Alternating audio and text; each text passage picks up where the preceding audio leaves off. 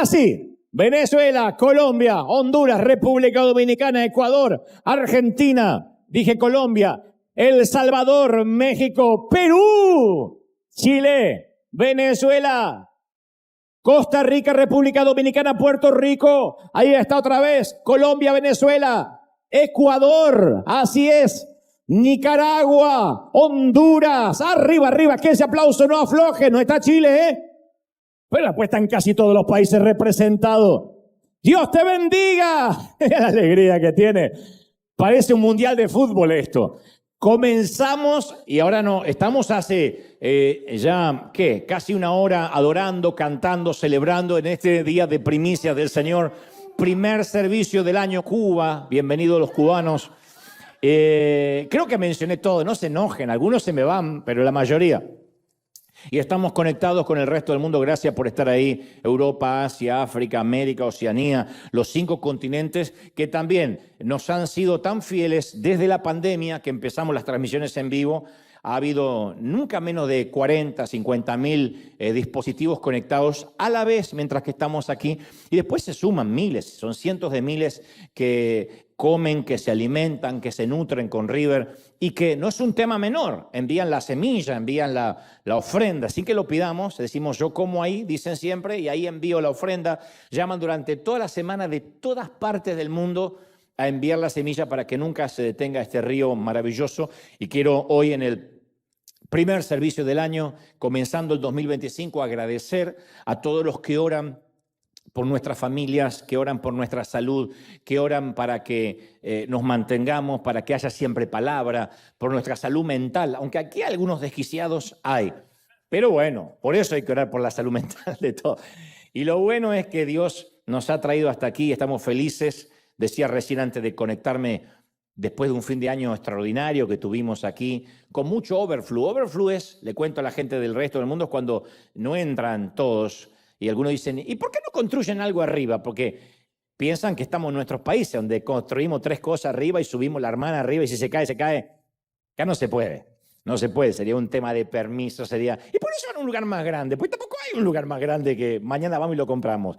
Entonces, la gente empezó a llegar muy temprano, todos estos fines de semana.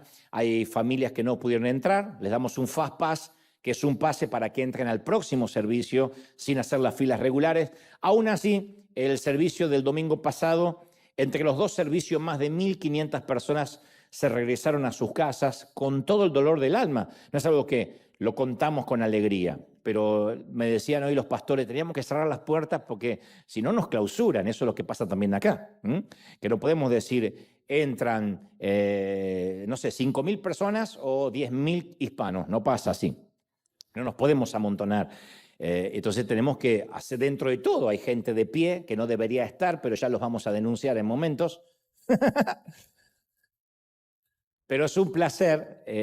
Uno no entiende, no se explica ese hambre, esa sed por la palabra, que no es gente buscando manifestaciones, sino crecer, ser parte de una iglesia y un río que no se detiene. Es maravilloso.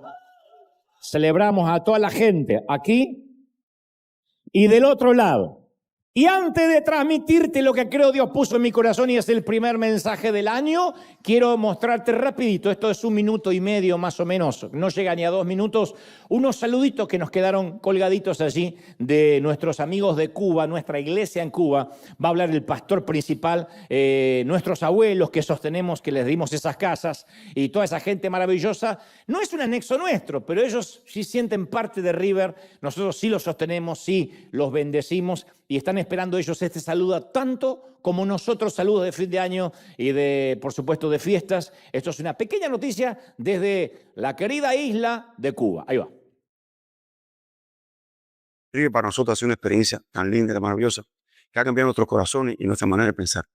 ¿Cómo cambiaron ustedes una cara de un niño triste a una sonrisa? ¿Cómo ustedes cambiaron la historia de este pueblo? ¿Cómo la iglesia ha sido otra congregación? Las personas ríen, las personas tienen sonrisa. Tengo testimonios de personas que paran en la calle y dicen gracias por lo que hicieron por el pueblo, gracias por llevarnos a nosotros alimentos, gracias por darnos alegría en medio de tanto dolor y tanta dificultad. Esta semana le pude repartir desayuno a los niños y para mí era de mucha satisfacción al ver que cada vez que yo llegaba ya a sus casas, ellos me estaban esperando con mucha alegría, con mucho amor, muy contentos porque ellos podían tener ese desayuno. porque por la situación que está atravesando nuestro país, no es fácil. Sin corriente amanecemos a veces y de verdad que es difícil. Y solamente el desayuno no ha sido la bendición, sino la oración tan poderosa. Realmente es un regalo de Dios, estamos muy agradecidos. Le doy muchas gracias a River por permitir que los niños sean felices. También hemos estado realizando un hermoso trabajo con los ancianos. Ellos están viviendo los mejores tiempos de su vida luego de haber recibido estas hermosas casas. Ha llegado a sus hogares mensualmente. Ellos están recibiendo esa hermosa semilla que ustedes le han dado. Algunos de ellos nunca pensaron que en los últimos días de su vida iban a tener tantas condiciones y lo que no lograron en 60, 70 años de vida, pues ustedes en un poco de tiempo hicieron que le cambiara todo. Gracias, Señor. Gracias, hermano. Gracias. Gracias, River. Gracias, Señor. Gracias. Gracias. No queríamos que quede fuera este saludo de nuestros queridos hermanos cubanos, que lo íbamos a poner el domingo pasado al aire, pero ahí está, cumplimos y nosotros también nos sentimos saludados y amados por ellos. Es un placer siempre formar parte y saber que nuestro esfuerzo, cuando salimos a trabajar, cuando salimos a ganarnos el pan, una partecita de eso, si es que ofrendamos y damos, va para nuestros queridos hermanos de Cuba, así como Uganda y otros sitios como la India, que esta querida iglesia, este querido río sostiene. Un placer y otra vez a los que siembran. Qué placer tener a Will Contina aquí delante, un placer, chicos. Se sentaron aquí en el piso, en el suelo, los chicos que dan la bienvenida. Para los que vienen de otras partes del mundo y te sonríen, dan la bienvenida. Y sí, están desde las 5 o 6 de la mañana preparados para dar la bienvenida. Así que es un placer siempre tenerlo. Un gusto, chicos, tenerlos tan cerca. Muy bien. ¿Estamos listos? Digan conmigo, estoy listo. ¿Sí o no?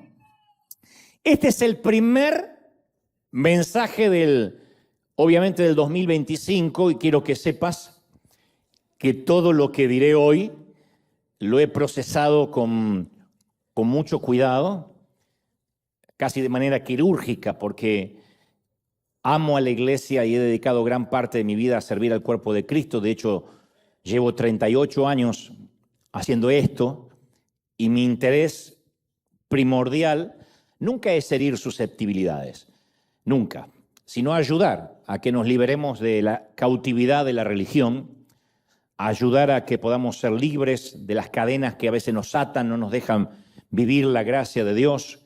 Y además me aseguré conscientemente, intencionalmente, de pasar este mensaje por el tamiz, por el colador del discernimiento, del sentido común, de mi propia humildad. Y estoy más que convencido que durante este año que estamos comenzando de manera espiritual, orgánica, tenemos que proponernos madurar y acceder a un nuevo nivel de crecimiento, insisto, de madurez, de solidez. Es un año que está bueno para decir, tengo que estar en un nivel superior al año que se acaba de ir, en todo sentido. Yo hace poco estaba leyendo que todos somos analfabetos en alguna área, todos. Todos somos ignorantes en algún área. Hay de los que somos ignorantes en la pedagogía, hay de los que son ignorantes en cuanto a la medicina, hay otros que son ignorantes en cuanto a la ingeniería, pero en algún área todos somos ignorantes, pero también somos analfabetos en algunas otras áreas. El analfabeto absoluto es aquel incapaz de leer y escribir. El analfabeto funcional, o se dice también analfabeto por desuso, es quien académicamente, si bien puede leer y escribir, no posee el hábito de la lectura, o sea, no tiene una dieta de lectura diaria. Entonces, de a poco, su mente y su intelectualidad se va cerrando. Leer títulos en el celular no vale como lectura. Pasar cositas así en el Instagram tampoco vale como lectura. Leer significa literalmente ponerme a leer, ya sea en un dispositivo, en un papel, pero literalmente leer y digerir lo que estoy leyendo. Bueno, ese es el analfabeto por desuso. Sabe leer y sabe escribir, pero no tiene una dieta de lectura y se va atrofiando su mente. Después está el analfabeto gramatical, que es quien no conoce las reglas ortográficas. ¿Qué digo no las conoce? Está peleado con las reglas ortográficas. Está peleado con las reglas de gramática y escribe como se le da la gana, pero ni a propósito, ni borracho con Alzheimer y Parkinson le saldría así. No digan amén porque se autoproclaman analfabetos gramaticales. Después está el analfabeto tecnológico, que es aquel que no puede utilizar las nuevas tecnologías, quedó varado en un mundo analógico. Esto es una cuestión a veces cronológica de edad. Empezamos a quedarnos atrasados en cuanto a la inteligencia artificial, en cuanto a los dispositivos, en cuanto a lo moderno, y uno se queda como un analfabeto tecnológico. Y me atrevo a pensar en el peor, que es el analfabeto espiritual, que no es tan evidente, tan notorio, pero existe, que es un síndrome grotesco. El analfabetismo espiritual es grotesco, es casi risible, y creo que nos está afectando de una manera alarmante. Considero que la pandemia más seria que actualmente estamos padeciendo es algo llamado crisis de desarrollo espiritual. Las redes sociales son una muestra, la punta del iceberg de lo que estoy diciendo. Una falta de temor de Dios alarmante. La misma persona que a lo mejor defiende una doctrina insulta y de su boca salen dos aguas sin ningún prejuicio. Nos damos cuenta de la ignorancia espiritual que prolifera en toda la iglesia de Cristo. Estoy hablando de la iglesia en general. Hay muchos que tienen cierta edad cronológica como creyentes, o sea, como convertidos, pero es notorio que su vida emocional, su vida psicológica, su vida espiritual no se desarrolló al mismo nivel. Tienen 30 años de congregarse, pero mucha gente no tiene desarrollada su parte almática como si hubiesen pasado 30 años. La primera clara evidencia de ese analfabetismo espiritual es que siempre están esperando que el Señor los ayude, que el Señor los bendiga, que el Señor los sane, que el Señor los prospere, que el Señor les arregle el matrimonio, que el Señor les ayude a criar los hijos. Y el pedir es una evidencia de inmadurez, el pedir todo el tiempo. El dar es una evidencia de madurez. El maduro da de sus recursos, el maduro da de su vida, da de su energía, da de su tiempo. El inmaduro siempre necesita que se le esté dando, como un bebé, como un niño. El niño siempre, dame, ¿qué me toca? ¿Qué me vas a regalar? ¿Qué me vas a comprar? Esto llevado al ámbito espiritual es grave. Porque el maduro da y el niño dice, ¿y por qué tengo que dar? ¿Y acá qué me dan? ¿Y qué gano yo con esto? Está bien que lo haga alguien o lo pregunte a alguien inmaduro espiritual, pero cuando ya pasan 20, 30 años de convertido y está esperando a ver qué puede sacar, es grave, es grotesco.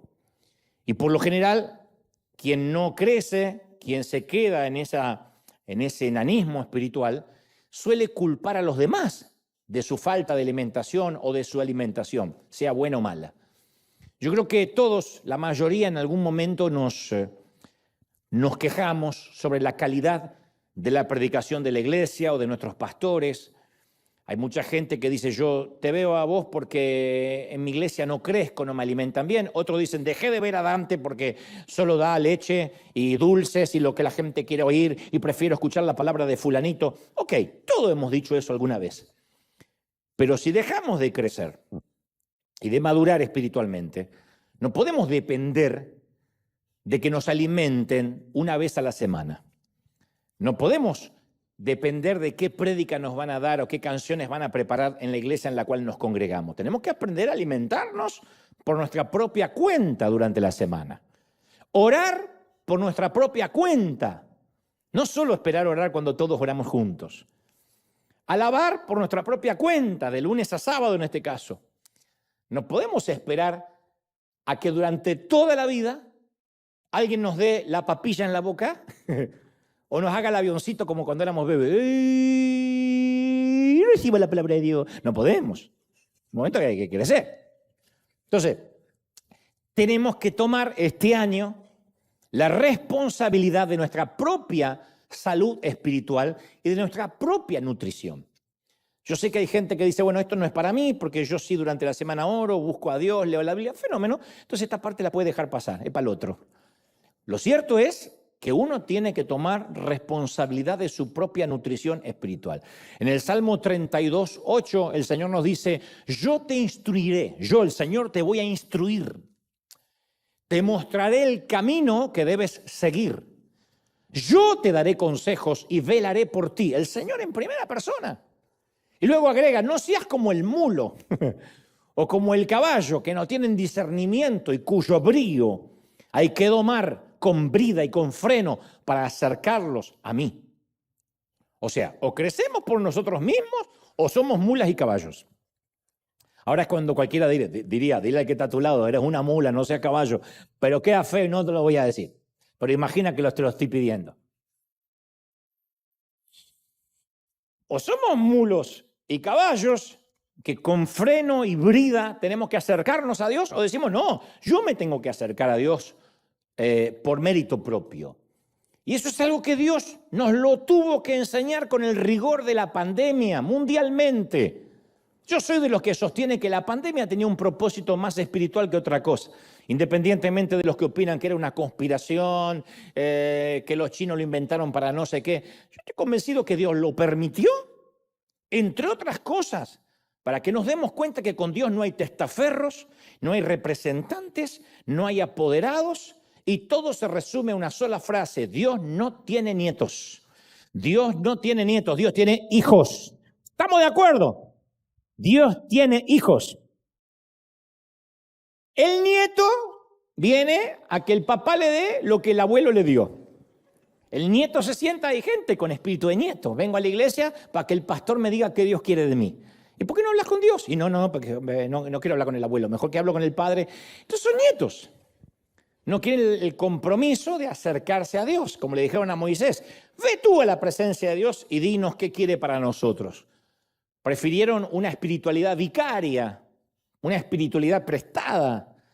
Y yo creo que tenemos que tomar la decisión de decir, no, este año no quiero más espiritualidad prestada. Mañana yo me muero o me voy, o Argentina sale campeón y me voy con la selección a festejar, de vuelta, no sé. Y aquel que dice, no, pero yo voy a recibir todos los domingos, ¿y qué va a pasar con tu vida? O en la iglesia donde te congregas. Uno tiene que decir, yo me tengo que nutrir por mí solo. Tengo que tener una dieta de lectura, tengo que aprender a leer las Escrituras por mí solo, tengo que buscar a Dios en mi habitación. Hablaremos de esto en un momento, pero uno tiene que tomar la decisión adrede, arbitraria, intencional, de no depender que nos den la papilla en la boca. Por un tiempo está bien, pero como hablamos hace unas par de semanas, cuando uno está tomando la leche, cuando uno es un bebé, está bien, después uno tiene que crecer al punto de nutrirse por sí mismo. El maduro siempre sigue la verdad.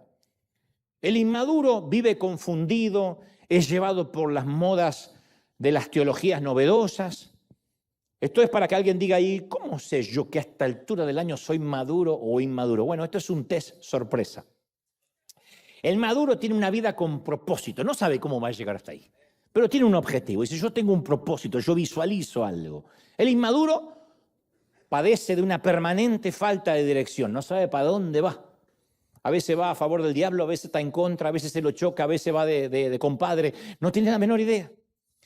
El maduro está dispuesto a aceptar sus errores, a reconocerlos, a superarlos en la gracia del Señor.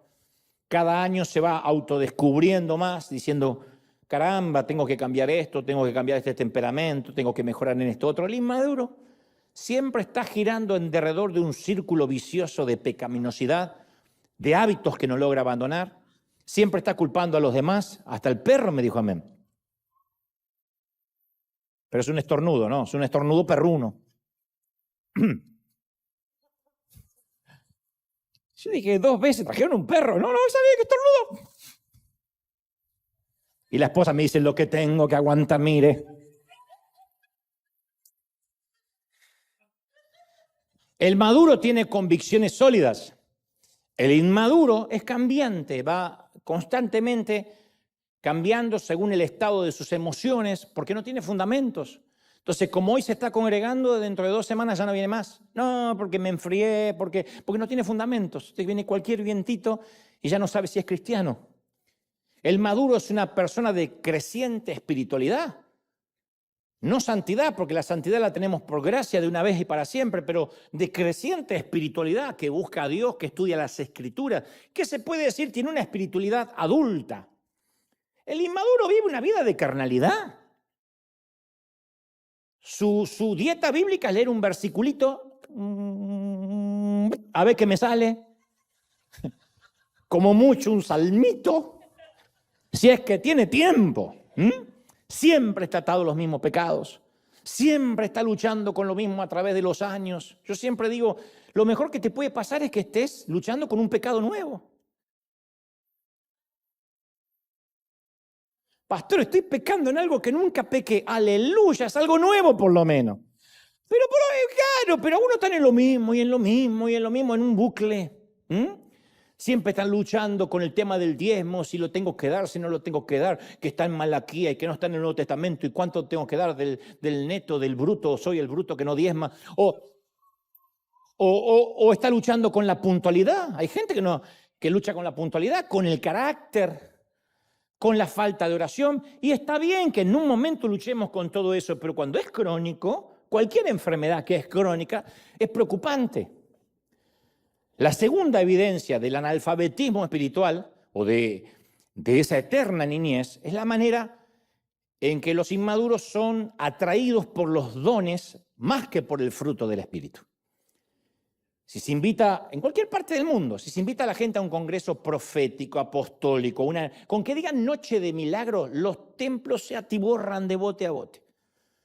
Traemos al profeta fulano de tal, es como que traen al fulanito del oráculo a ver qué me dice, se desesperan. ¿Por qué? Porque el niño ama las manifestaciones en lugar del fruto, siempre. Todos los niños prefieren más un chocolate o un dulce lleno de azúcar que algo saludable que los va a alimentar. Todos los niños prefieren eso. ¿Está mal? No digo que está mal, pero no podemos vivir a dulce. Solo el adulto es quien desea cultivar este año el fruto del gozo, la paz, la paciencia, la bondad, la amabilidad, la fe, la mansedumbre, el dominio propio.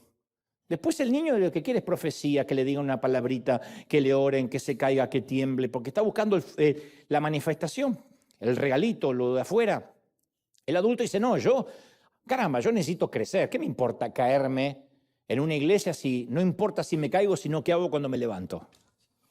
¿De qué me sirve hablar en lenguas si después se me cruza un chinito en el frego y lo quiero matar y hablo en otras lenguas? La tercera gran evidencia de la inmadurez es la incapacidad de transferir vida. Pasan los años y hay gente estéril que jamás ha guiado a nadie a Cristo. Y en lugar de ser productores, son eternos consumidores. ¿Qué me dan? ¿Qué saco? Nunca han guiado a nadie a Cristo, nunca. Si somos niños, nuestros órganos no pueden reproducir. Por más buena doctrina que tenga una congregación, si no crece, si no se multiplica, si la gente no está pariendo, es porque es un conglomerado de atrofiados espirituales. Esto es así. No hay forma más académica y ética de decirlo. Son atrofiados espirituales, tienen los miembros de fertilidad atrofiados. Y en lugar de ser una familia, se convierten en un orfanato. No pueden engendrar, no pueden criar hijos espirituales. Y eso no es culpa del pastor. El pastor no engendra ovejas. Las ovejas son las que engendran ovejas. Y la gente dice, bueno, pero yo invité a alguien. Sí, pero invitar a alguien no es parir. Invitar a alguien no es llevar a nadie a Cristo. Sí, yo lo traigo a la iglesia, sí, pero eso no es parir. Parir es decir, yo en mi trabajo, en mi oficina, en mi universidad, en mi entorno, mis vecinos, estoy llevando a alguien a los pies de Cristo. Le hablé del Señor. El escritor de los Hebreos dijo, a estas alturas ustedes deberían ser ya maestros, pero necesitan leche en lugar de alimentos sólidos. Ya deberían ser maestros, caramba. ¿Qué está diciendo? Ya deberían estar pastoreando, llevando gente a Cristo, no invitando gente a la iglesia. Y la cuarta, y a mi criterio más alarmante evidencia de la niñez espiritual perpetua, es la idolatría. Yo creo que la idolatría avanza a pasos agigantados sin que nos demos cuenta. Hay un incidente en la Biblia que a mí siempre me llamó la atención desde que era chiquito, desde la escuela dominical. El incidente aparece en Números 21:4, donde a causa de el chismerío, la murmuración de Israel, Dios permite que entren serpientes al campamento, literal. Dice la palabra que habló el pueblo contra Dios y contra Moisés. Entre otras cosas dijeron, ¿por qué Moisés nos hiciste salir de Egipto para que muramos en este desierto? Porque acá no hay pan, no hay agua, nuestra alma tiene fastidio de este maná tan liviano que no es lo que queremos, extrañamos la cebolla, los puerros de Egipto, las pupusas del faraón. Y Jehová, al escuchar, envió entre el pueblo serpientes que mordían a la gente y murió mucho pueblo en Israel. Entonces el pueblo vino a Moisés y le dijo, Moisés, hemos pecado, hemos sido unos chismosos, hemos tenido el espíritu de doña Florinda y te pedimos perdón por haber hablado en contra de Jehová, contra ti. Ruega a Jehová que quite las serpientes de entre nosotros. ¿Sabes lo que es irte a la cama y te aparece abajo de la almohada o entre las mantas o entre las sandalias? Caminar y que estés infestado de áspides. Entonces Moisés oró por el pueblo y Jehová le dijo a Moisés, ok, hazte una serpiente de bronce refulgente, ponla sobre una asta y cualquiera que haya sido mordido que mire hacia esa serpiente de bronce y va a vivir. Entonces Moisés hace una serpiente de bronce, la pone sobre una asta y cuando alguna serpiente mordía a alguno, miraba a la serpiente de bronce y vivía. O sea, era como una suerte de inmunidad para el veneno. El veneno no lo terminaba de matar, estaba mordido, pero no moría, era el antídoto. El antídoto era mirar hacia esa serpiente de bronce. Qué curioso, ¿no? Y muchos teólogos y comentaristas sostienen que eso es el símbolo, fue el símbolo de la cruz. Que uno levanta la vista, mira a Cristo crucificado y es sanado de sus pecados, librado de sus pecados, sanado de sus enfermedades. A mí me sorprende que Dios usara una serpiente como símbolo. Podía haber dicho hasta un cordero de bronce, si lo que quería era reflejar la cruz. Hasta otro animalito, no sé, pero una serpiente. Yo me atrevo a pensar que Dios quería dejar claro que si quería, Él podía quitar las serpientes venenosas del campamento. Le hacía así y las quitaba. Pero prefirió que ellos activaran la fe a través de un símbolo. Un símbolo que, a priori, al ser una serpiente, nada tiene que ver con Dios. Es un símbolo. No era una cruz tipificando lo que vendría, insisto, no era un cordero, era una serpiente. Quiero que la miren y es el antídoto contra el veneno. La cosa que el meollo de la cuestión es que luego que la gente se iba sanando con mirar la serpiente, les empezó a gustar y la gente de Israel idolatró a esa serpiente de bronce durante casi 700 años. Era la serpiente milagrosa. Hacían caminatas hacia la serpiente. Yo sé que suena raro, es como decir una suegra milagrosa, pero idolatraron. Hicieron del símbolo un ídolo y tomó el lugar de Dios. Hasta que un rey, años después, insisto, 700 años después, entendió que no había nada por encima de Dios y que la gente ponía las bendiciones por encima de aquel que bendecía. La gente, lo diré otra vez, ponía las bendiciones por encima de aquel que bendecía.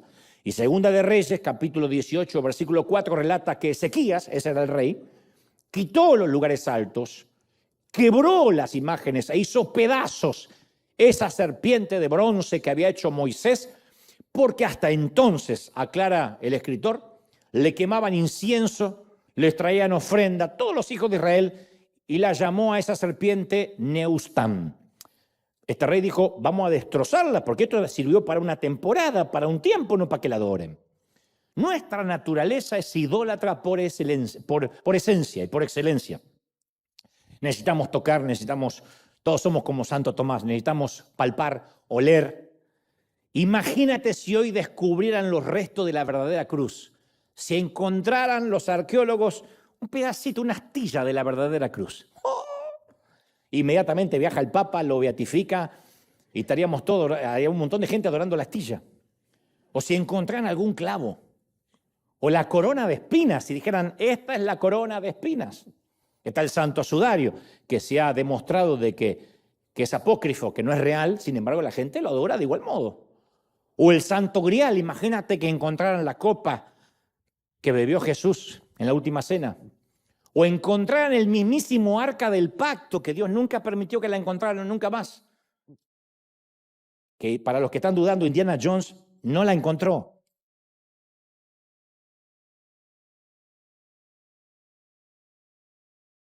De hecho, se han construido grandes basílicas encima del Monte de los Olivos, sobre el huerto de Getsemaní, encima de las ruinas de la casa de Pedro, en el mismísimo Belén donde nació el Señor, grandes basílicas o catedrales para adorar el sitio. Entonces, uno de los peligros más grandes de la idolatría es que aquello que adoramos le da forma a lo que somos. Ustedes dirán, ¿y qué tiene que ver esto con la inmadurez? Ahora llego. El Salmo 115 nos advierte con claridad acerca del peligro de la idolatría. Dice, los ídolos son de plata y de oro, obra de manos de hombres, semejantes a ellos son los que lo adoran y confían en esos ídolos. O sea, aquello que adoramos, aquella cosa que adoramos o aquel ser que adoramos, determina en qué nos vamos convirtiendo. Si fijamos los ojos en algo que no es el verdadero Dios, nos convertimos en eso, en algo falso, en algo que no es real.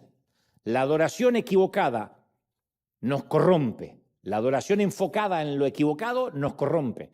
Y no se trata así, es que si somos adoradores o no. Todos somos adoradores de algo. El tema es a qué adoramos o a quién adoramos. Y yo siempre mantuve la idea, y los pastores amigos, que cada vez tengo menos, empecé como Roberto Carlos, yo tengo que tener 1 millón de amigos. Y ahora quedé más solo que Maduro en el Día del Amigo, pero estoy solo con estos mensajes.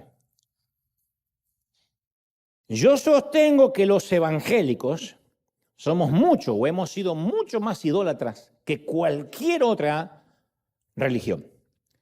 Siempre estamos intentando elevar una acción o una experiencia al estatus de ídolo para agregársela a Jesús, siempre. Y nuestras iglesias, lo que me da autoridad es que tengo años en este peregrinar. Y la iglesia de manera inconsciente adora un montón de esas serpientes a las que no están sujetas a debate, ni siquiera nos ponemos a preguntar por qué las adoramos. Y aquí quiero volver a dejar algo en claro, que es vital para los que están en casa y los que estamos acá. Jesús nunca dijo que no podemos tener nuestras preferencias religiosas, como nunca se metió con nuestras preferencias en la moda. Él no nos manda a usar túnicas y sandalias.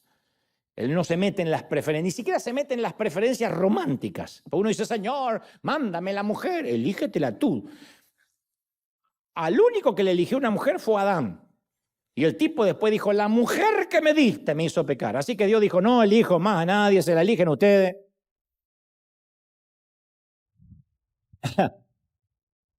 Porque después está, ay Señor, es el tipo que me diste. No es el tipo que te dio, es el tipo que elegiste. Entonces, Dios no se mete en nuestras preferencias. Y en cuanto a lo religioso, no hay nada malo en preferir la gente que le gusta la música tradicional o ir a una iglesia que tiene música más contemporánea, más rockera.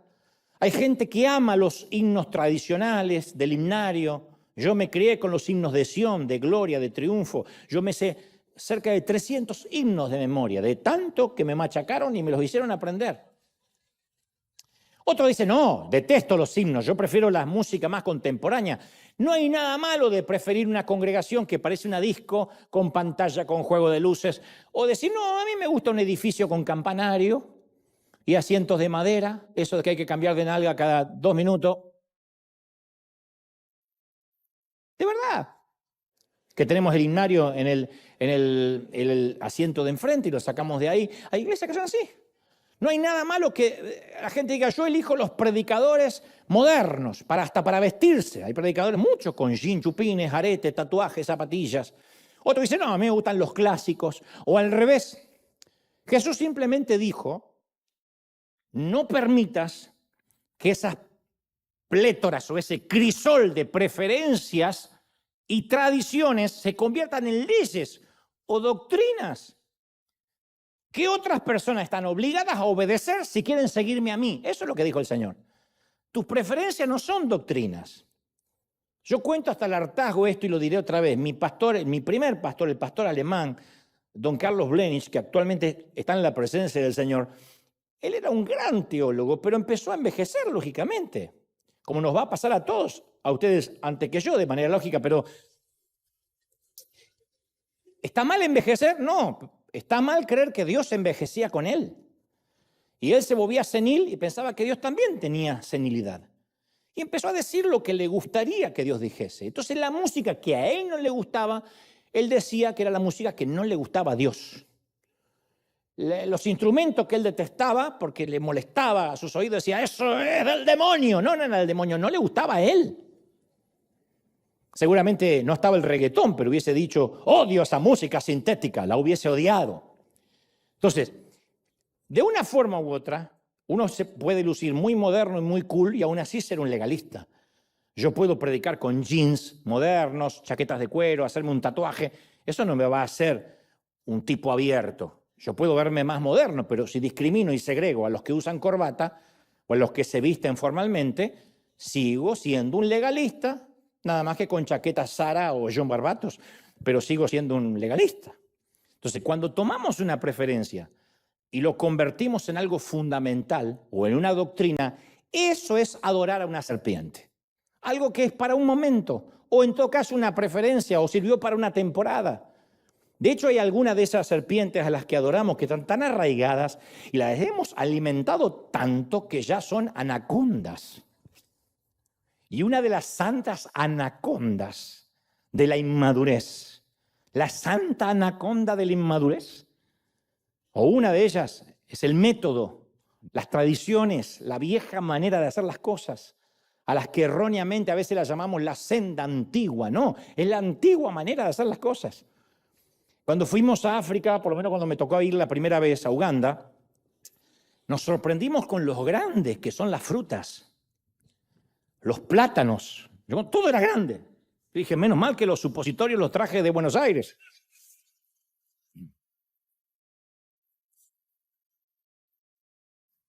Los duraznos, las naranjas, y además extremadamente dulces. Yo no sé de comer ciertas frutas y me decían los lugareños, pruebe, no, pero pruebe. No, todos los duraznos, una dulzura que yo nunca había sentido en otra fruta, en otro sitio. Y yo dije, ¿y por qué a nadie se le ocurrió llevar semillas de estas frutas al continente americano?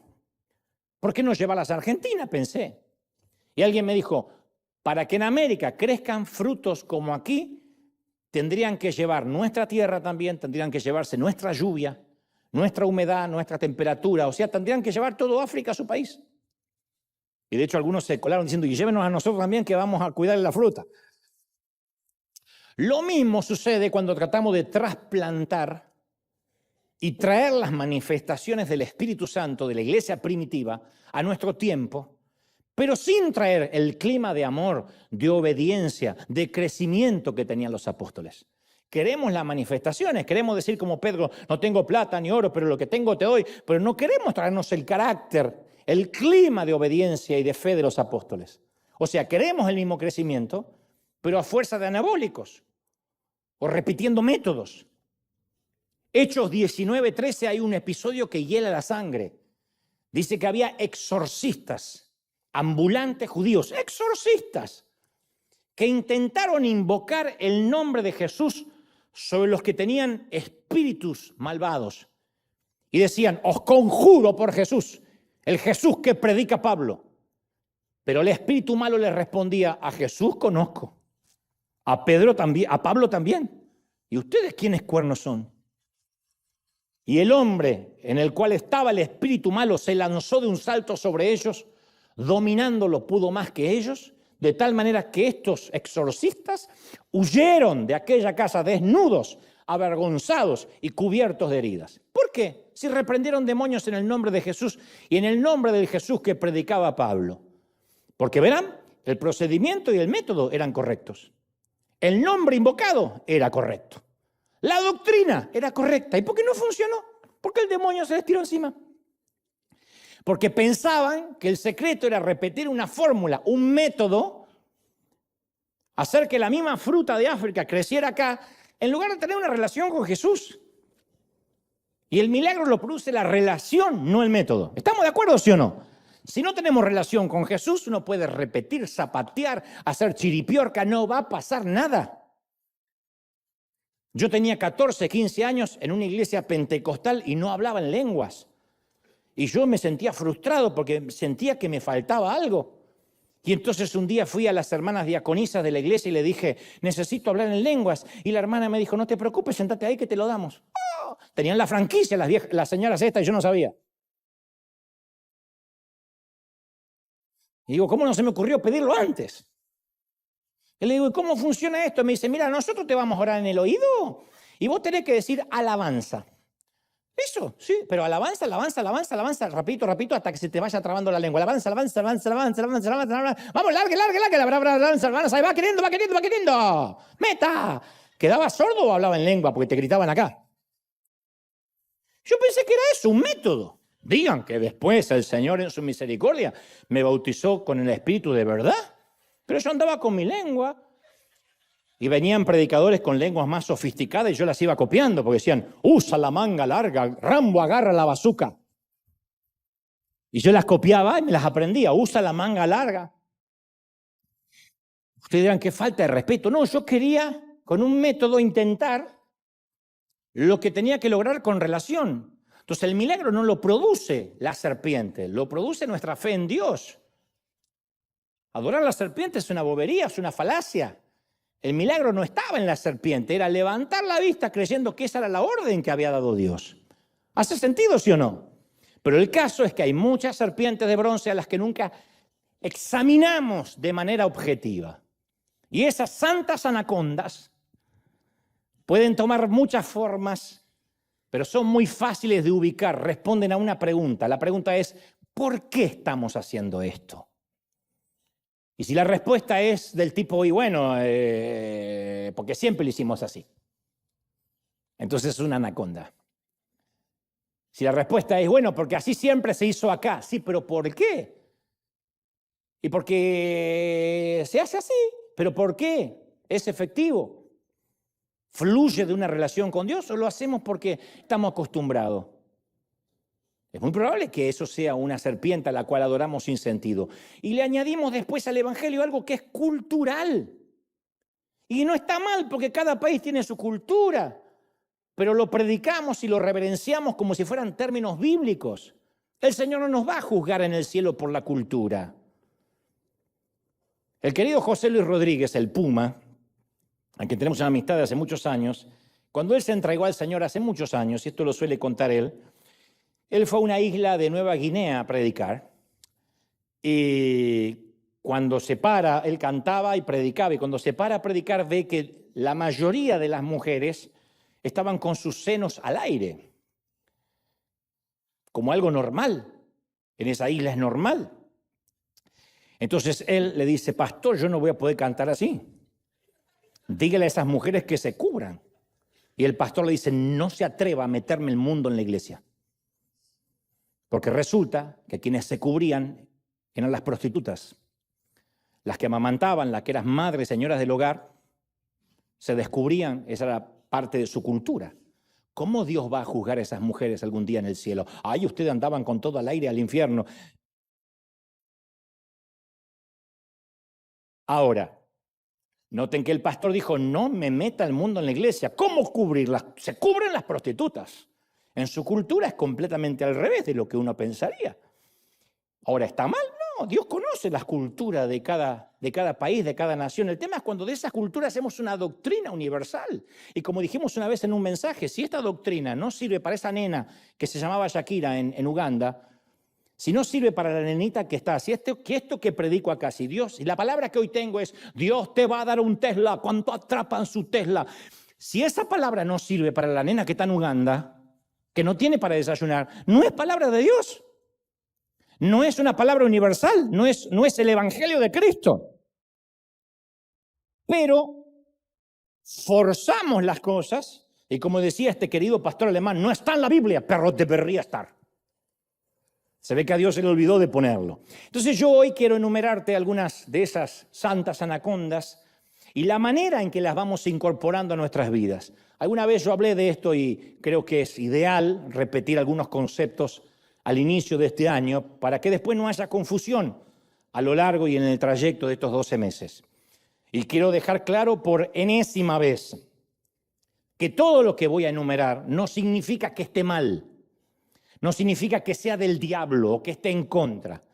Lo que sí está mal, insisto, es cuando a esas costumbres culturales o religiosas las transformamos en verdades bíblicas o en lo que es peor, bases para nuestra fe. ¿Hasta ahora estoy muy complicado o me están siguiendo? ¿Me están siguiendo, sí? ¿O es muy complicado para un domingo a la mañana?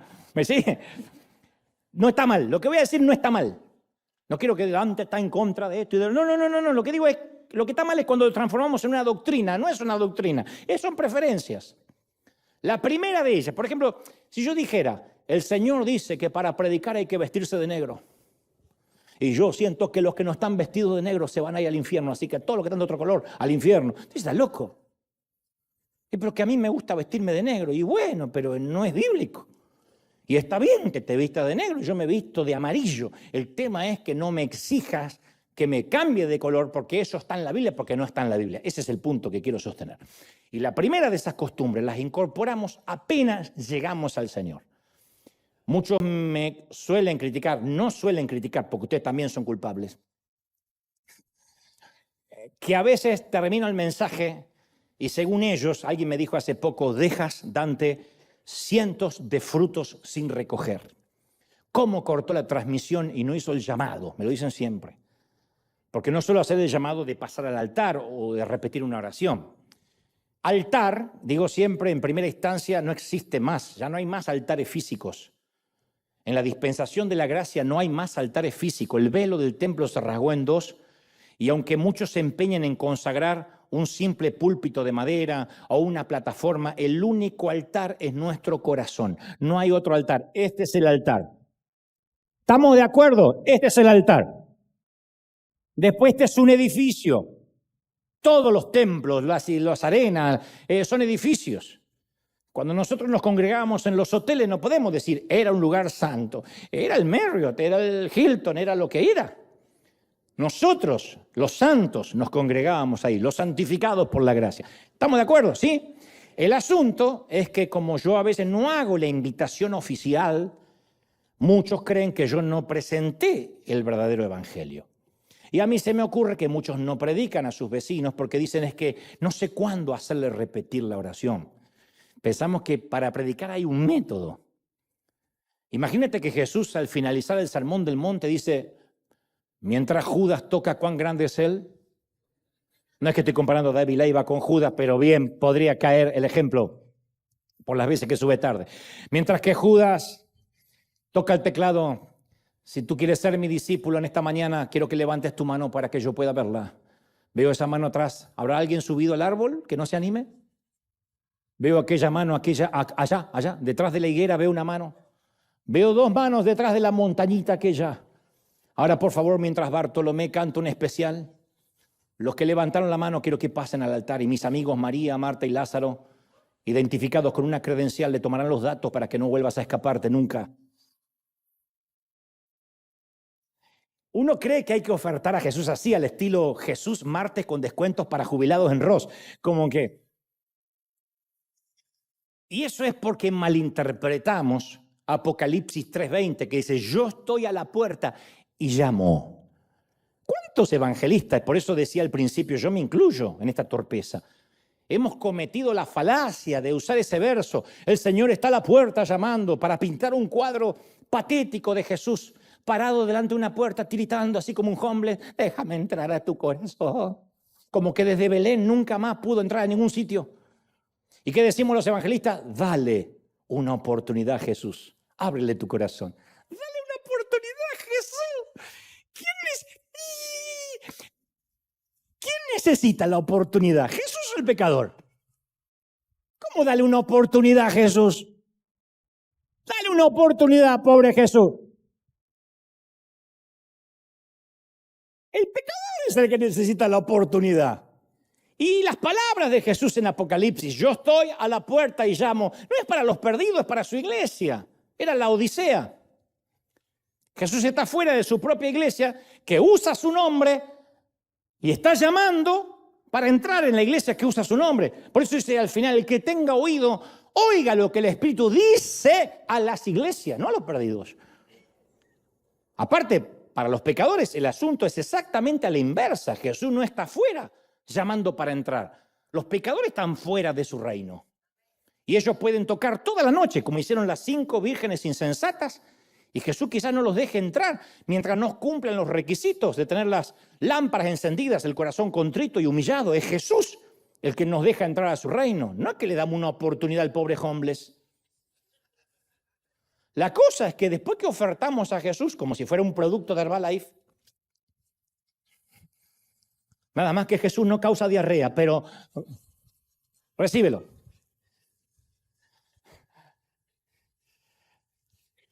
Los directores y los editores sufren con mis mensajes porque dicen, ¿cómo vamos a poner esto al aire? Nos van a sacar de todos lados. Cuando después pasa adelante, fíjate las cosas que los evangélicos adoramos, que no están en la Biblia. Una vez que la gente pasa adelante, le tomamos los datos, es proclamado un nuevo convertido. A mí me han dicho, ¿a cuánta gente llevaste a Cristo? Y como a 3, 4 chicos cuando yo era adolescente. ¿Y les tomaste los datos? ¿No? El social. No importa si pasó apenas convencido, amenazado. Si pasó, se lo contabiliza como alma nueva porque pasó al frente. Yo me acuerdo estar predicando en iglesia donde decía, ¿habrá alguien? Y era un fracaso que no te pase a alguien.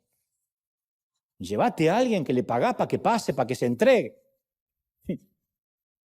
¿Habrá alguien? Vamos a dar una oportunidad más. Yo veo una mano por allí. ¿Habrá alguien? Y empezamos a agrandar la oferta. ¿Alguien que se quiere reconciliar?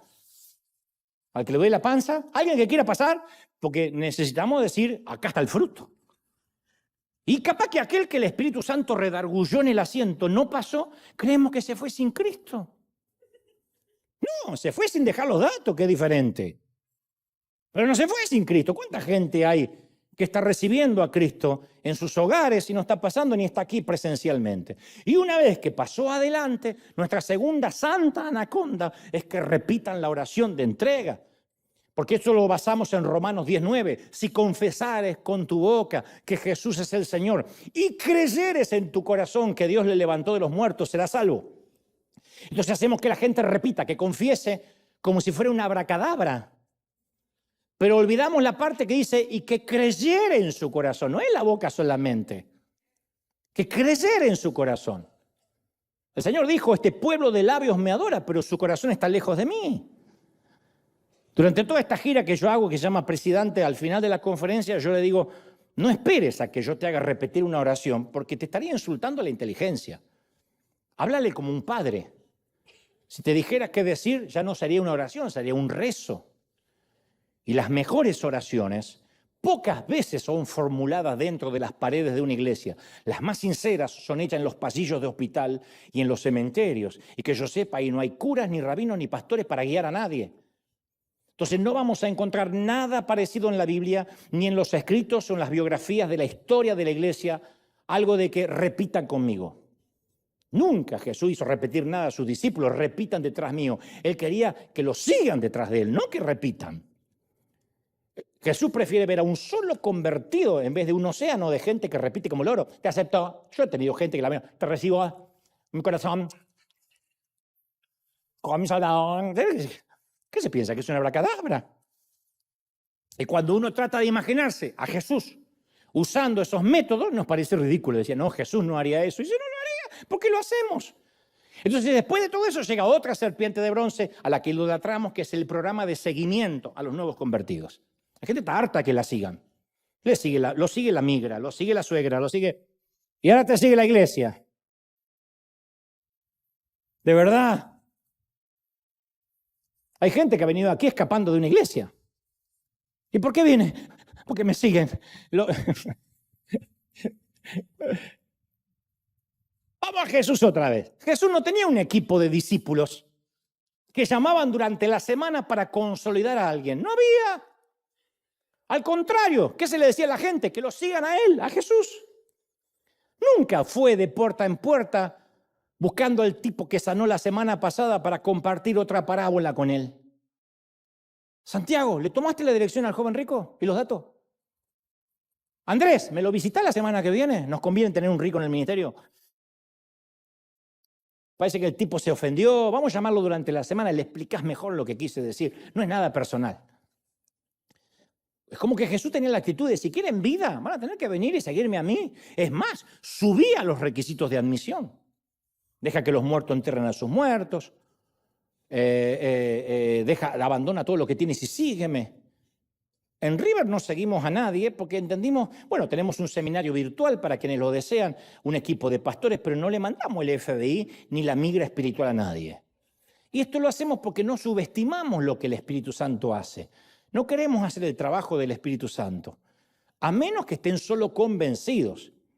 Pero si realmente tuvieron mínimo 30 segundos de cielos abiertos, como tuvo Saulo, eso lo convirtió en el San Pablo que conocemos. Si nunca tuvo un cielo abierto, entonces sí, va a necesitar que lo convenzan durante toda la semana. Pero si realmente tuvo un encuentro con Cristo, nadie necesita que lo llame el líder. Sí, está el mimoso, ay, tomó la lechita, hacemos el avioncito con la palabra del salmito. Ese sí está. Pero poco uno crece, no quiere que lo sigan. No quiere que lo llamen la semana. ¿Qué pasó? Que no te vi en la reunión. ¿Por qué llegaste el domingo tarde? ¿Cómo anda tu matrimonio? No le veo cara de feliz a tu mujer, ¿eh? Está cumpliendo con su deber, hermano. ¿Qué cuerno te importa? Y luego tenemos nuestra santa anaconda por excelencia. Nosotros en el siglo XXI tenemos el beneficio de la Santa Biblia. Se ha vuelto el centro de nuestra fe. Sin embargo, los cristianos de la primera iglesia no tenían esta colección de escrituras inspiradas por Dios que tenemos nosotros. La Biblia tal como la conocemos no estaba escrita, mucho menos compilada con un conjunto de libros y mucho menos decodificada en capítulos y versículos. No es que uno piensa que Pablo hablaba en capítulos, versículo 4 y hablaba. No, eso fue la manera de ubicar cada enseñanza o de clasificarlas. La historia nos dice que la mayoría de los libros del Nuevo Testamento se escribieron décadas después de que Jesús muriera y ascendiera al cielo. Las cartas de Pablo no circulaban por todas partes, no había internet, no había viralidad. De hecho, la iglesia se conformó y aprobó el canon de la Biblia completa 400 años después de Cristo. 400 años. ¿Qué hacían los primeros cristianos antes de que tuvieran estos mensajes escritos? ¿Qué hacían cuando no tenían los libros de la Biblia? ¿Tenían la vida de Jesús? Juan escribiría más adelante, y hemos contemplado su gloria, la gloria que le corresponde al Hijo unigénito del Padre, lleno de gracia y de verdad, Juan 1:14. Yo lo dije hace unas semanas y alguien dijo, ¿estás diciendo que la Biblia no sirve? No, estoy diciendo que mucho antes de que estuviera el Nuevo Testamento, los discípulos sabían que el Evangelio era la vida en Cristo. Y cuando Jesús dijo antes de su regreso al cielo, vayan por todo el mundo y anuncien las buenas nuevas a toda criatura, no estaba diciendo prediquen sermones de la Biblia que se va a escribir, organicen estudios acerca del Nuevo Testamento, porque no había nada escrito. Nuestra cultura necesita comprender que el fundamento de nuestra fe no es una Biblia infalible, porque si adoramos a la Biblia, aunque es buena, es bibliolatría. Y como dije unas semanas atrás, enseñar como Jesús enseñaba es compartir vida, no conceptos y doctrinas de un libro. La primera Biblia que la gente va a leer es tu vida. Cómo eres como vecino, como compañero de trabajo, cómo eres cómo pagas tus impuestos. Esa es tu Biblia, esa es la Biblia que va a leer. Pablo dijo en 2 Corintios 3:2, ustedes mismos son una carta escrita en el corazón, conocida por todos. Así que el chinito ya te leyó. Nosotros somos las cartas de Dios. ¿Alguien dice amén, sí o no? No dijo, ustedes son los que conocen las cartas de memoria. Ustedes son las cartas. Y como te dije, seguimos incorporando cosas a las que reverenciamos la manera en que debe hacerse. Y entre esas santas anacondas es la manera en que oramos. Este año yo quiero hablar en lo posible bastante acerca de la oración porque creo que es el oxígeno que necesitamos. Pero la palabra oración pasó a ser una palabra aburrida. Porque si anunciamos que vamos a predicar acerca de la oración, en lugar de atraer gente, parece que la ahuyentamos. Y eso también tiene que ver con la tradición. Nos enseñaron que orar es no parar de hablar. Y hay gente que dice, yo oro, pero a los 10 minutos no sé qué más decir. Se me acabaron los temas. Y eso que fui con una lista, porque cree que es ir al Bonds, al supermercado. Va a Alberson y después va con la lista a Dios. Pero pocas veces nos dijeron que en la oración, lo que menos importa es lo que nosotros tenemos para decir. Mateo 6:8 dice, el Padre sabe de qué cosas tenéis necesidad antes que se la pida. Entonces, el secreto de la oración, esto es otra de las santas anacondas, así como hacemos repetir y todo lo que te dije, el secreto de la oración es que no es tan importante lo que yo le puedo decir a Dios, sino lo que Dios me va a decir a mí. Él no necesita mi información, ya la tiene. Señor, tú conoces la madre de mi esposa, ya la conoce.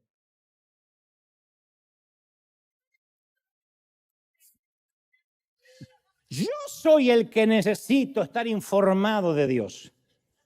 Y yo he descubierto que cuando un creyente dice, a mí Dios nunca me habla, es porque Dios no lo deja nunca hablar a Dios.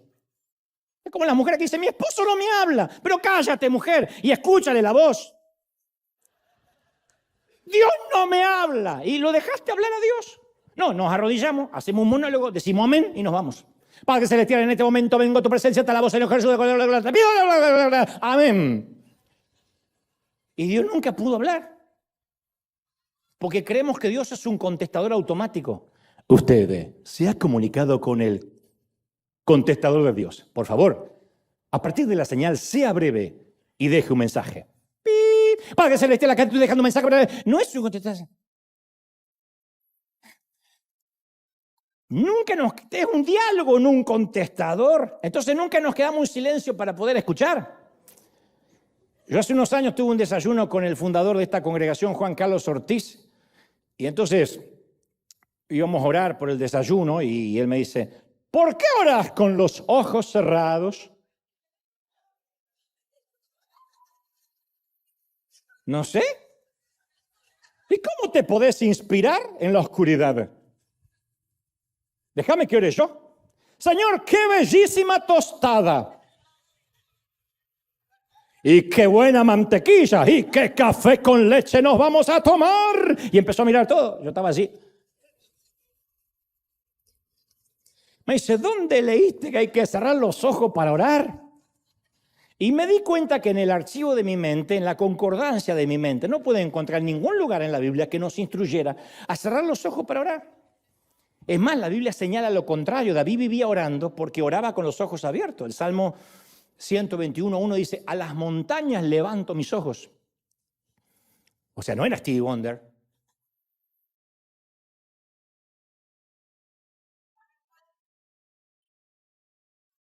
El Salmo 8:3 dice, cuando contemplo los cielos, obra de tus dedos, la luna y las estrellas que allí fijaste, cuando contemplo.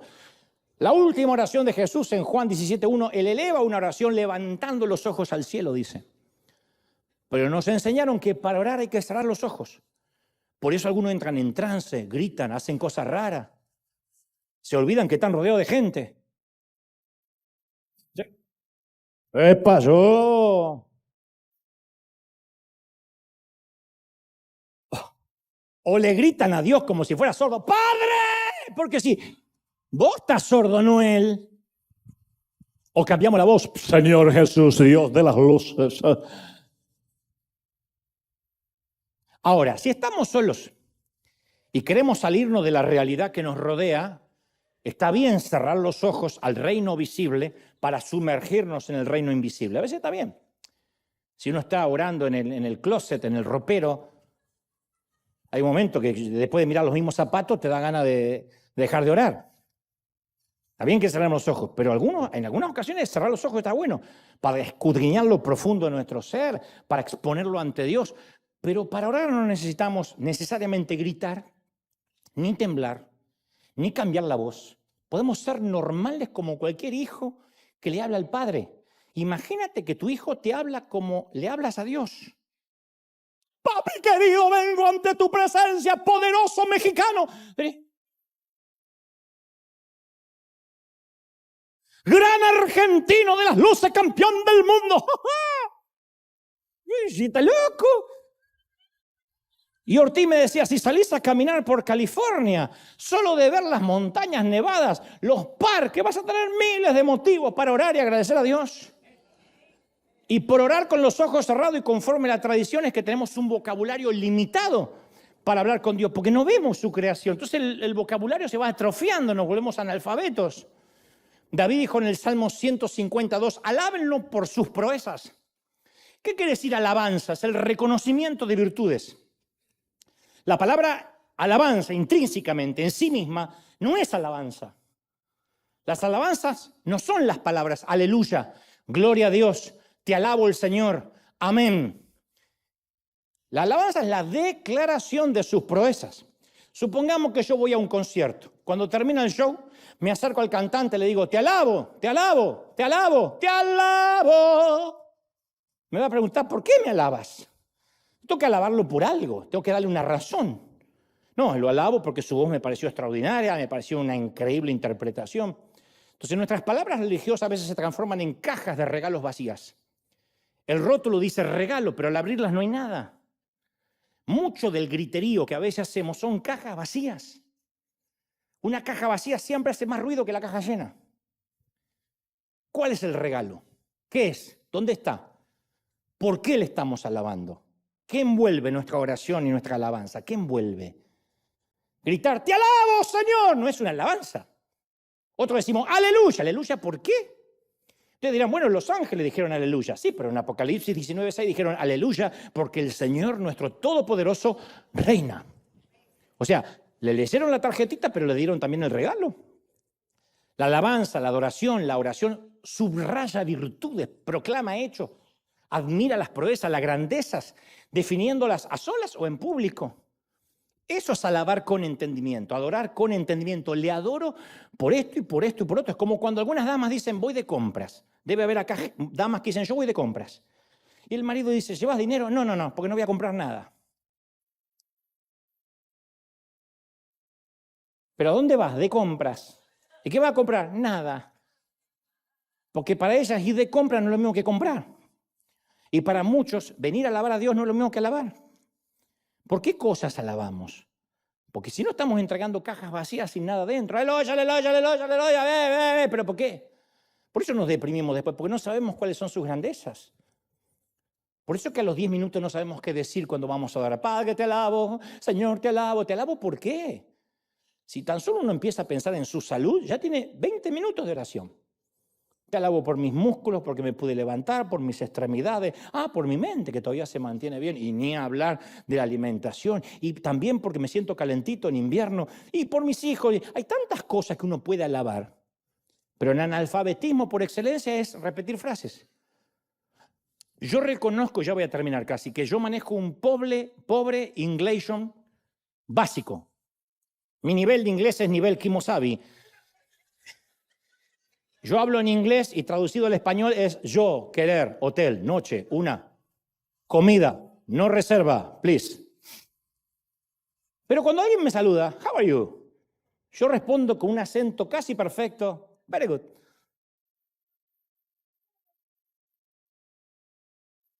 Y si el gringo me dice, really? Yo muy seguro digo, sure, perfect. Hasta ahí llega mi conversación más profunda. Luego puede decirme, ¿usted es un terrorista? Sure.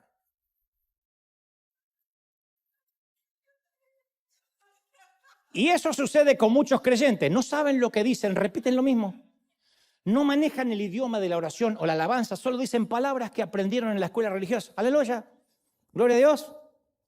Yo he escuchado testimonios, hermano querido, y Satanás estaba allí y me fui con una prostituta, alabado sea el Señor. ¿Cómo alabado sea el Señor?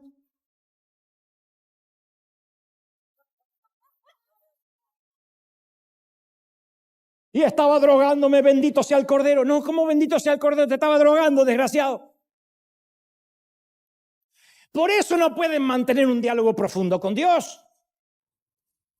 Y por razones de tiempo no puedo enumerar más serpientes de bronce. Pero yo me obligo por esta razón a hacerme preguntas. A esta altura del año, preguntas descarnadas que me provocan, que me obligan a enfrentar cosas que estaría fácil de ignorar. Pero yo sé que si me hago estas preguntas voy a ser mejor mensajero, mejor líder. Yo me pregunto qué método, qué tradición de la cual me he enamorado no es tan eficaz como solía ser. O no es eficaz, o nunca lo fue. Siempre me pregunto qué me encanta hacer, que en realidad nunca funcionó o no está funcionando, pero lo hago porque así lo hacía mi pastor. Hay una relación orgánica entre las tradiciones y las liturgias y nuestra misión original. ¿Le importa a alguien que viene roto a la iglesia, que consideró venir por primera vez, que hoy celebramos el cumpleaños del pastor? ¿Le importa a alguien? Al creyente de siempre sí, al nuevo, ¿le importa que hoy es el aniversario de bodas?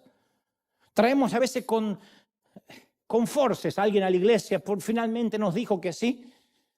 Y yo he estado de llevar a una gente nueva a la iglesia y ese día es el cumpleaños del apóstol y salen con un pastel las hermanas, ¡que lo cumpla, apóstol! Alguien se está divorciando, está peleando la tenencia de sus hijos. ¿Le importa llegar un domingo que haya un PowerPoint del pastor, de su vida, porque hoy cumpleaños? Debatimos si la Navidad es pagana, pero celebramos el Día del Pastor bajo la excusa de que hay que honrarlo. Si uno sigue la metáfora del pastor de rebaño de animales, ¿cuándo es que una oveja honra a su pastor? Es el pastor que da la vida por las ovejas. Nunca vamos a ver una oveja dando la vida por el pastor. Y si desperdiciamos la única oportunidad de que alguien conozca a Cristo, porque hoy celebramos el aburrido aniversario de la iglesia que no le importa a nadie, donde cada ministerio preparó un especial, ¿qué le importa al que está considerando el suicidio que alguien pase hoy a anunciar que las hermanas traigan pupusas y tacos caseros para celebrar el cumpleaños de la pastora? No digo que esté mal. Cada congregación sabrá cuál es su objetivo y motivación. Pero no prediquemos esas culturas de iglesias de barrio como doctrinas bíblicas. No prediquemos que eso es vida de iglesia, eso es vida de club. Y si realmente las almas se están perdiendo, esto urge que reflexionemos. ¿Cuál es nuestra obsesión como iglesia? ¿Qué es lo que más nos preocupa? Porque los que adoran a las santas anacondas se obsesionan con cosas frívolas, con cosas sin importancia. Yo no sé si te acuerdas la última vez que perdiste un celular. ¿Te consolaban los demás aparatos electrónicos que había regado por toda la casa? No, querías tu celular. Estabas entregado a una misión. Porque habías perdido algo importante. Entonces, cuando perdemos algo importante, nos obsesionamos con lo perdido. Nos preocupamos por la cosa perdida. Pensamos en eso, en el perdido, en lo perdido. Necesito la llave del auto, las tenía acá. Yo no quiero perder mi tiempo con gente que no está perdida. No quiero dedicar el resto de mis días a la gente encontrada. Porque encima la gente encontrada uno nunca la conforma. Entonces hace años que yo he decidido predicarle a los perdidos, no a los evangélicos. Quiero ir por los perdidos. Y ese es el alma de River, esa es la motivación de River. Dejar las 99 e ir por la que está perdida. Y querido consiervo, le tienes que decir a tu iglesia que vas a comenzar a evaluar mínimamente lo que se hace en la congregación y cada peso que se gaste en ella pensando en la persona perdida, no en las 99 halladas. Después los papás nos van a insistir que bauticemos a sus hijos, que los casemos. El templo se va a seguir llenando para Navidad y Pascuas. Y cuando no se nos ocurra nada para hacer, vamos a inventar el cumpleaños del pastor, el día del pastor, el domingo de misiones, el aniversario, invitar a un profeta, a un salmista para que haga un concierto. Pero no fue para eso que nos metimos en esto. ¿Recuerdas cuando le dijiste que sí a Dios? ¿Recuerdas cuando Él interrumpió tu vida y te llamó? Tenías sueños, querías dejar una huella en el mundo. ¿Cuándo fue que te transformaste en alguien que entretiene gente? Tal vez ha llegado el momento de soltar lo que estás haciendo para abrazar lo que fuiste llamado a hacer originalmente. Y fundamentalmente quitar todos los símbolos que han tomado el lugar de Dios. Derribar todas esas bendiciones, tradiciones que tomaron el lugar de Dios y están por encima del Dios que bendice. Tal vez ya es hora, ahora, en enero 2025, de quitar los lugares altos, quebrar las imágenes, hacer pedazos unas cuantas serpientes de bronce. Es hora, mis queridos, de cambiar nuestras santas anacondas por el santo y verdadero Dios y servirlo de corazón, adorarle, amarle. Vamos a dar un aplauso al Señor de señores y al Rey de reyes. ¡Vamos, vamos, arriba! Cuando te pongas de pie vamos a dar el primer aplauso de primicia después que se termina un sermón. Primer aplauso para cerrar este mensaje. Te exaltamos, Dios. Te exaltamos, Dios. Aleluya. Rey de reyes, Señor de señores. Vamos, vamos, vamos, celebremos al Señor. Bendito eres. Aleluya.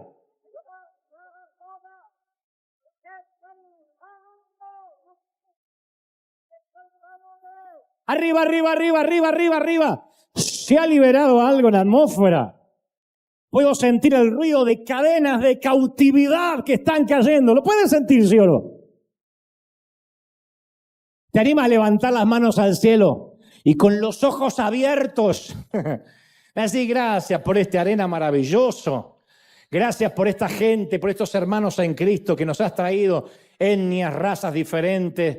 Fíjate qué iglesia cosmopolita tenemos, gente de todo el mundo, más los que están conectados de Asia, de África, de Oceanía, de Europa, de toda América. Gracias por estos músicos, gracias por los que cantan.